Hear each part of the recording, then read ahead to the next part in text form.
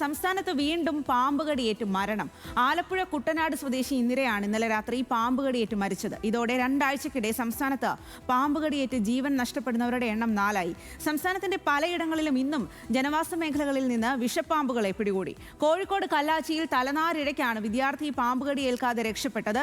വയനാടും കൊല്ലത്തും പാമ്പുകടിയേറ്റെന്ന സംശയത്തിൽ 2 പേർ ചികിത്സ തേടി.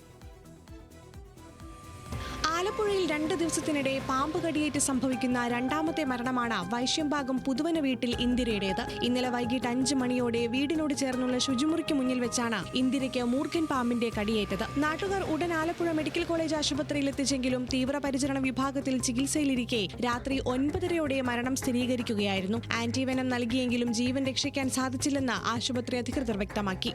ആശുപത്രിയിൽ ചെന്ന് അവർ പരിശോധിച്ച് അവരുടെ രീതിയിൽ അവർ ചെയ്തു. അമ്മയാ ഡീറ്റെയിൽസ് പറയുന്നത്, ഞാനല്ല, അമ്മ തന്നെയാണ് പറയുന്നത്. അമ്മയ്ക്ക് ബോധമുണ്ട്, എല്ലാം ഉണ്ട്, ഒരു കുഴപ്പമില്ല. കുറേ കഴിഞ്ഞപ്പോൾ അമ്മ തന്നെ പറഞ്ഞു, എനിക്ക് ശ്വാസം മുട്ടൽ വരുന്നു. അവർ ഉടനെ തന്നെ വെന്റിലേറ്ററിലോട്ട് മാറ്റുമായിരുന്നു. അപ്പോഴേക്കും വയറൊക്കെ അങ്ങ് വീർത്തു. മാക്സിമം അവർ ട്രൈ ചെയ്തു. ആ മരുന്ന് എഫക്റ്റ് ആയില്ല, അതാണ് അവർ പറഞ്ഞത്.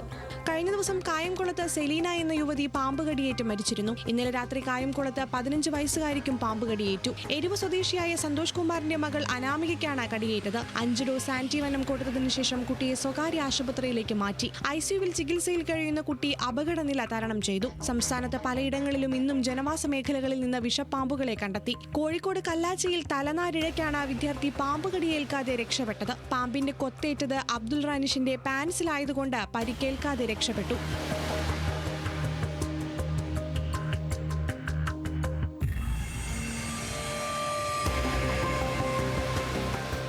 എറണാകുളം കാലടിയിലും പെൺകുട്ടി പാമ്പുകടിയേൽക്കാതെ തലനാരിഴയ്ക്ക് രക്ഷപ്പെട്ടു. ചെടി നനയ്ക്കുന്നതിനിടെ ചെടിച്ചട്ടിയിൽ നിന്നും പാമ്പ് പുറത്തേക്ക് വരികയായിരുന്നു.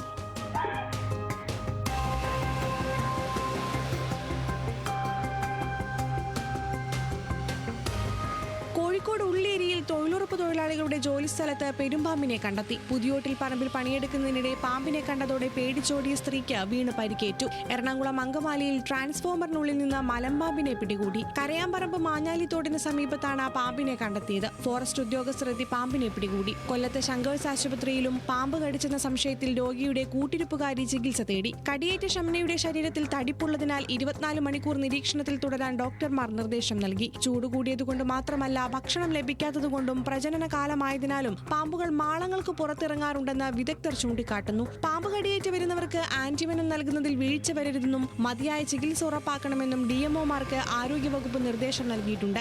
ആന്റി സ്നേക്ക് വെനം ലഭ്യമായ ആശുപത്രികളുടെ ലിസ്റ്റ് കനിവ് 108 ടീമിന് നൽകിയിട്ടുണ്ടെന്നും ആംബുലൻസ് വഴി ആന്റിവെനമുള്ള ആശുപത്രികളിൽ കൃത്യമായി എത്തിക്കുമെന്നും ആരോഗ്യവകുപ്പ് അറിയിച്ചു. നിലവിൽ 146 ആശുപത്രികളിൽ ആന്റിവെനം ലഭ്യമാണ്. വിവിധ ബ്യൂറോകൾക്കൊപ്പം ന്യൂസ് ഡെസ്ക്, ന്യൂസ് മലയാളം.